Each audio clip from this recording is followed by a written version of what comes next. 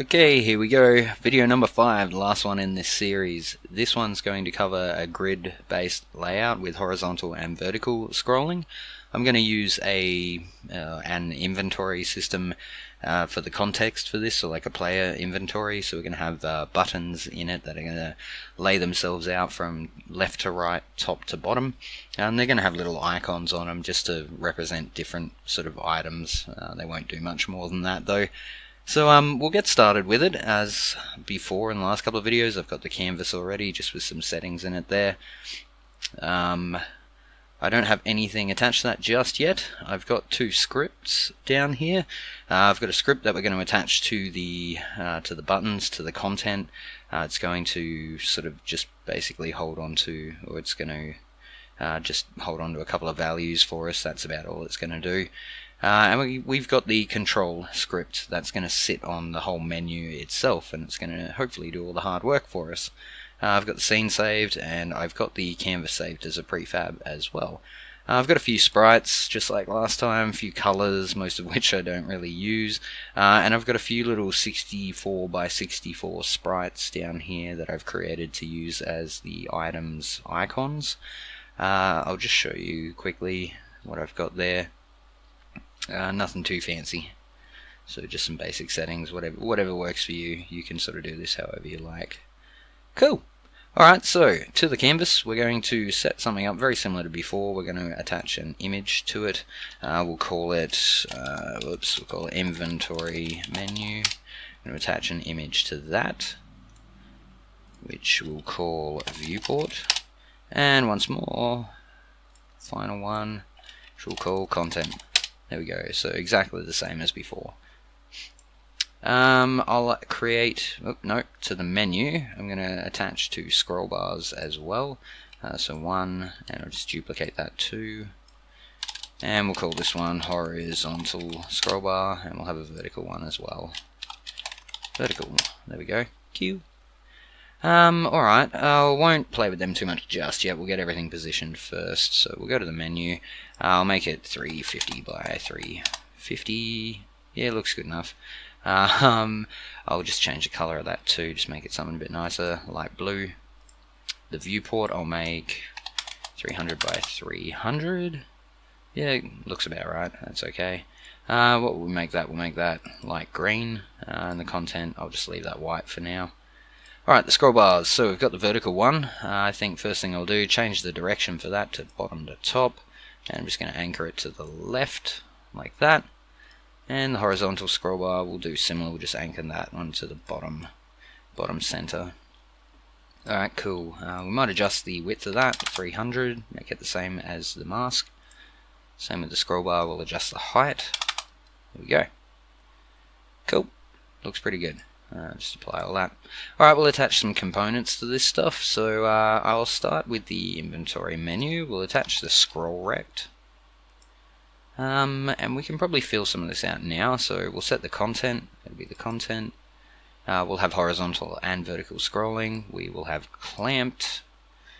Set the viewport to the viewport. And our 2 scroll bars. Horizontal and vertical. I'll leave them on permanent, that seems okay. Just apply all that. Alright, viewport, we're going to attach a mask. I'll leave the graphic on for now. And the content, alright, so we want our content size fitter, but we also want a grid layout group. There we go. Alright, so there we go, we've got all that going at the moment. I might I'll leave these to unconstrained for now. Got flexible. Alright, that all looks okay. Actually, I'll tell you what, I'm going to set that to min size. I'll set both those to min size just for now. Actually, I think we'll end up leaving it on that. Bear with me. There's going to be some funniness when it comes to the horizontal scrolling, which we'll work around. I'll show you that in a moment. We're going to add to the content. We'll add a button. I'm going to delete the text for it. We don't want the text. Now if we go to the button itself, because of the grid layout group, we can't actually set the width or the height of the object. We need to do that from content, and we do that by adjusting the cell size. So I'm going to set this to something a bit small. We'll just say 50 by 50. And we'll set a spacing of 5 and 5. These are all okay. Upper left, horizontal, and upper left. That's how we want it to work. We want it to go. We want it to be sort of laying itself out from left to right, top to bottom. So it's going to go across, down one, across, down one.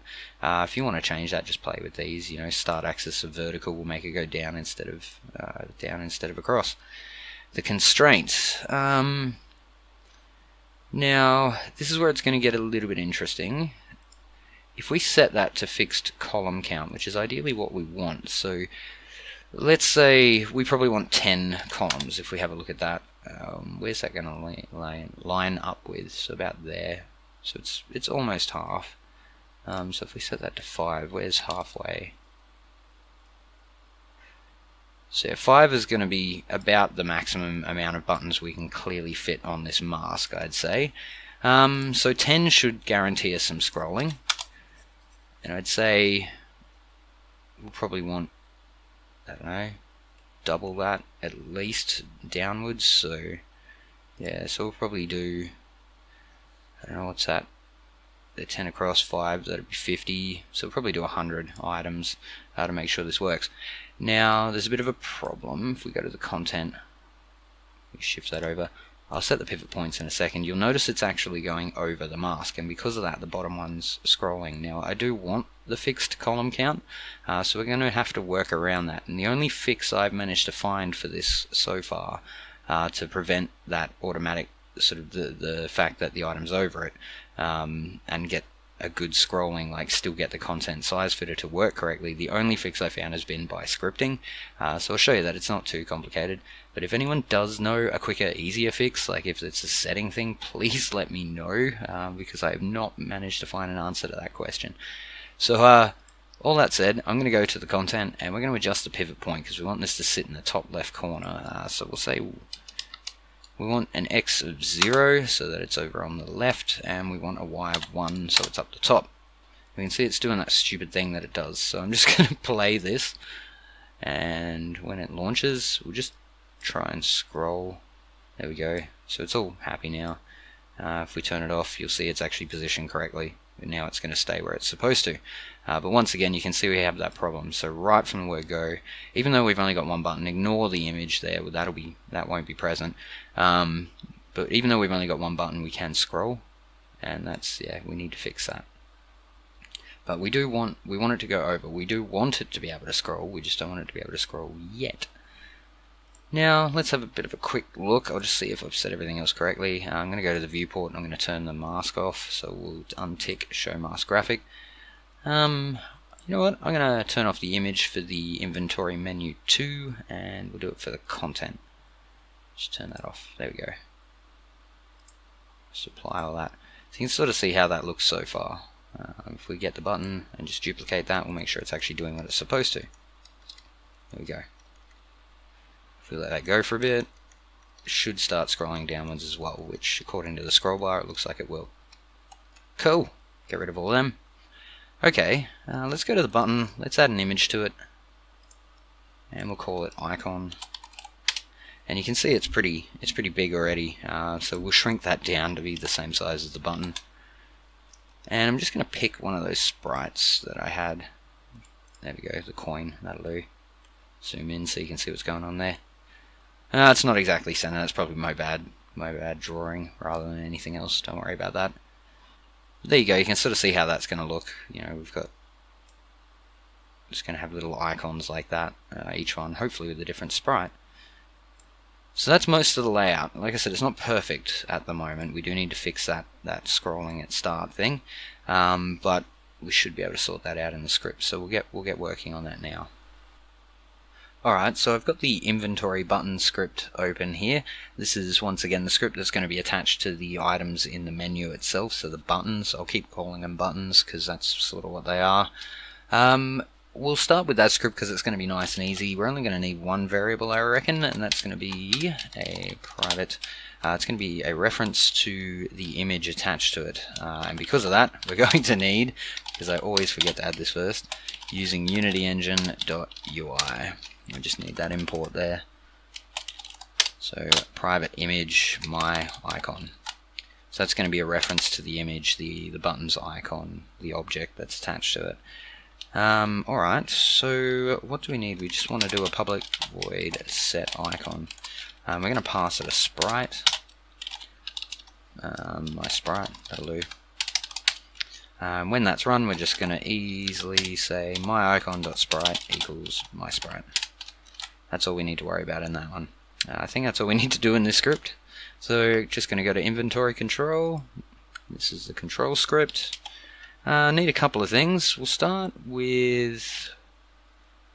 Actually, I think we need a class first, so I'll just I'll start with that. We'll just say a public class player item. That'll do. So what will it have? It'll have a public sprite icon sprite. Probably have a name, but I'm not really going to display it, so I won't bother. I think I'll just leave that out. Okay, we're going to have a list, so we'll say a private list of player items, and we'll call it player inventory. So this is just sort of setting up getting ready to be able to populate a list that we can actually generate the inventory off. It's not going to be very complicated. It's just some very basic stuff, but it should give you the foundation to walk away and go try something of your own and you know, make it a bit more complicated than we're doing here. Okay, so we've got the list. What else do we need? We need a template for the button, so we'll do a serialized field for this one, private. What is it? It's a game object, and it's going to be button template. So that's going to be the disabled template object that we saw before.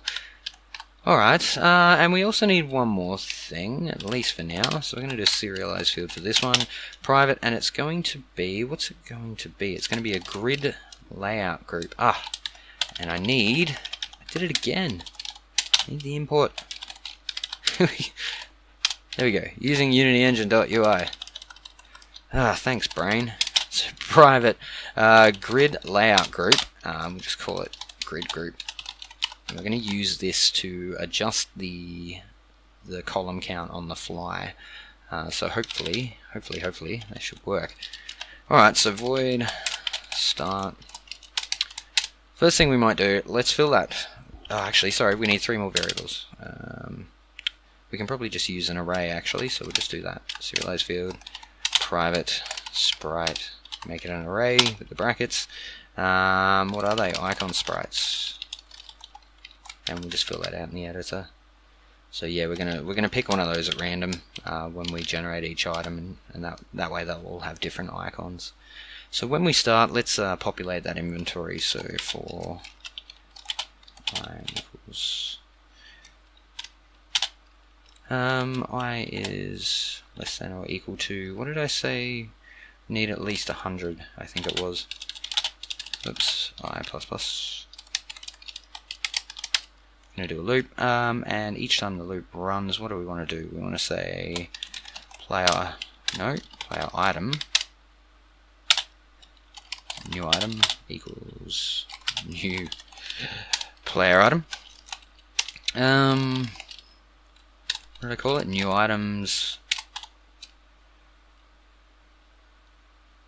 New item dot, what do we want? What did I call it?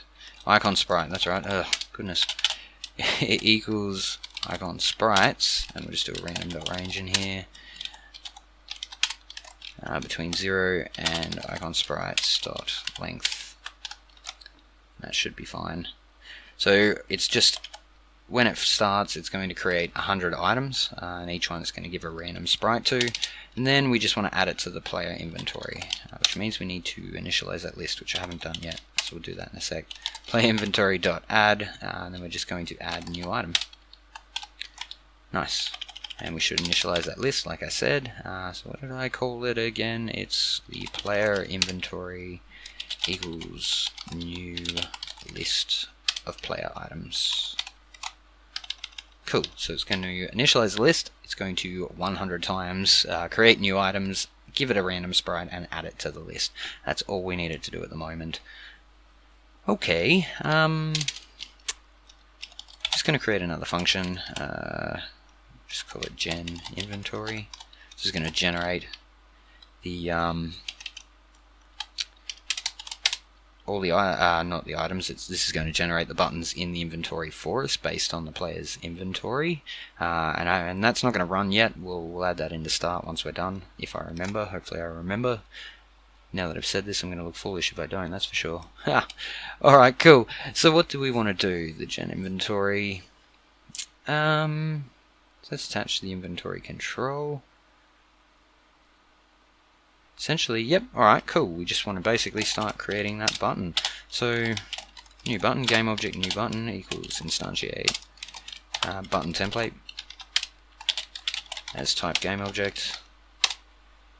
Now we want new button set active. Try that again. True. So we want to set it to active. Now we need to. We're just basically going to run that function I call it. What did I call it? Set icon, I believe it was. So hang on. What am I doing? We need to put this in a for each loop.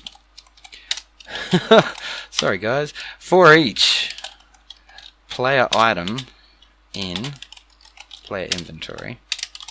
Much better. Oops, and I forgot to give the player item a name. I just use new item above, but that should be okay. Yep. For each player item called new item in the player's inventory, what are we going to do? Alright, that's still relevant. We still want to do both those things. We also want to send the set text to it, so we'll have to do a quick, just do a get component inventory button. Yep. Dot set icon, so not set text, that's the one. And it's just going to be new item dot icon sprite, and that should set the sprite of that item. Cool. All right. And we should do the whole. You should really do the list, like the recycling thing, where you're keeping track of the list of buttons and stuff and all of that and deleting them.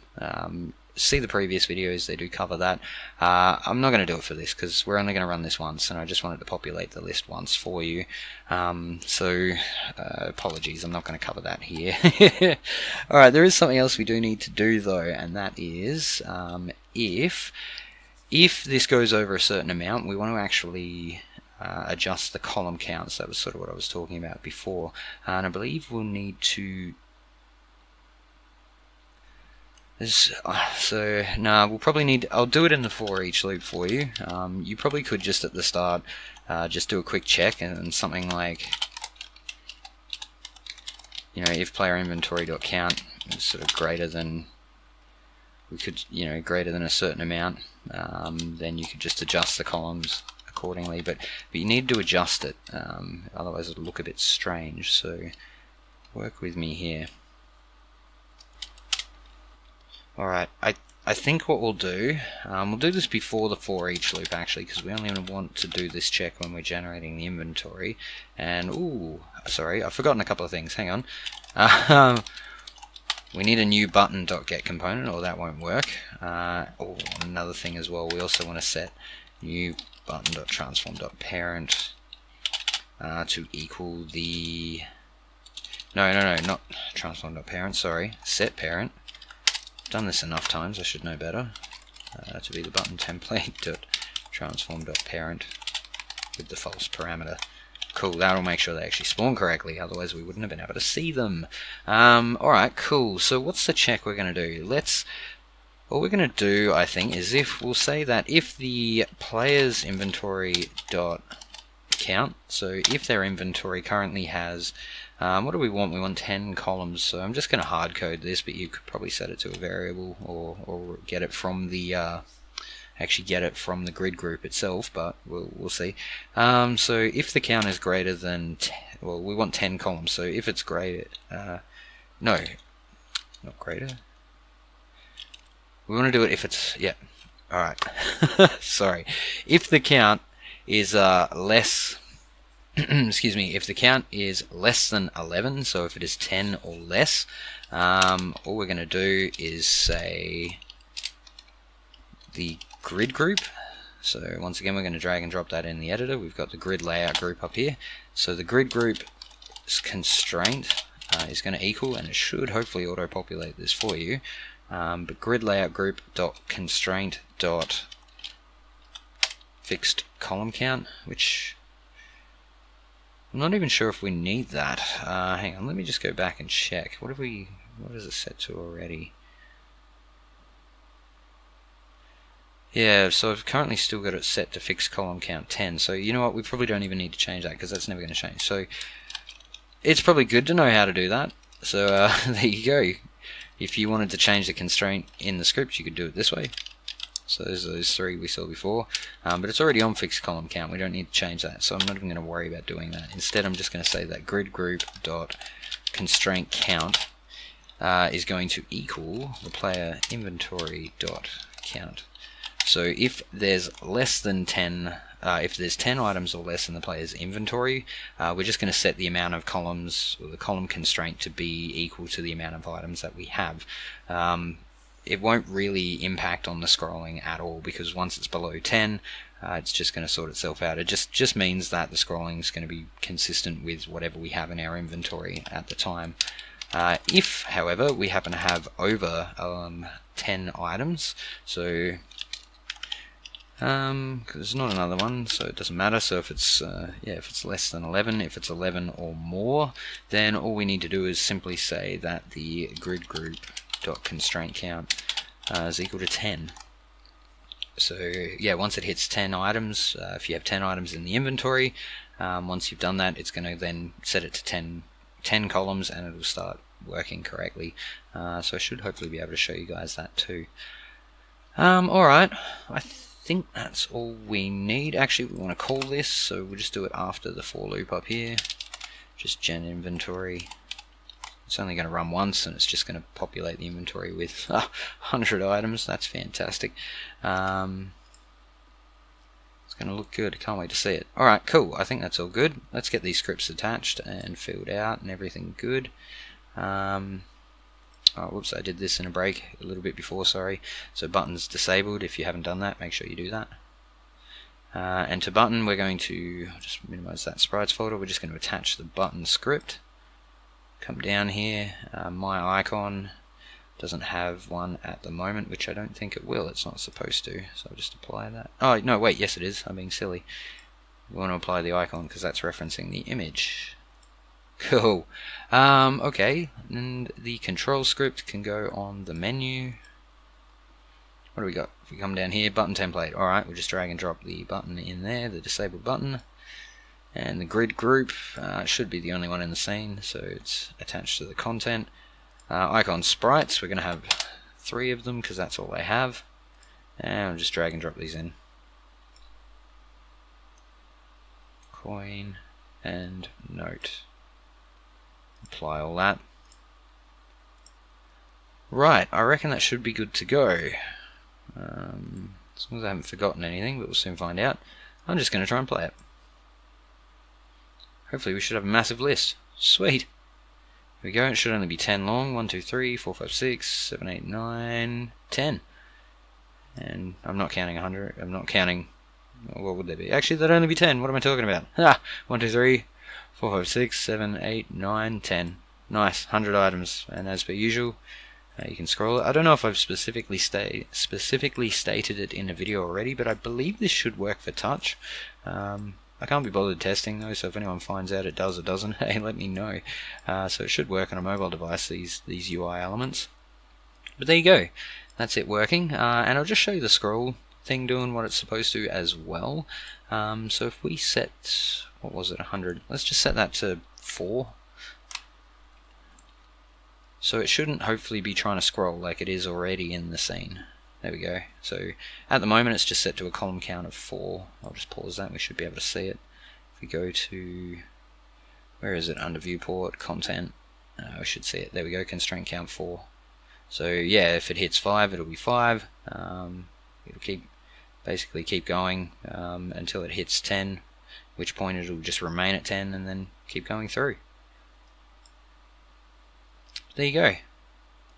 That's the inventory menu, and hopefully that all makes sense. And hopefully I haven't left any silly little mistakes in there, but I think that should be all there is to it. as always, guys, appreciate you watching. Oh, hello. Yeah, whatever. Appreciate you watching. If you did get anything out of this video, even if you liked any aspects of it, please like the video, please subscribe, stick around, check out a few more. Hopefully have a few more videos coming up soon, a few more tutorials I want to cover. I've had a couple of requests, and for those people that have requested things and I haven't got to it, I'm so sorry. I'm getting there, I promise. Only so many hours in the day. But otherwise, thanks for stopping by as always, guys, and I'll see you next time. Cheers.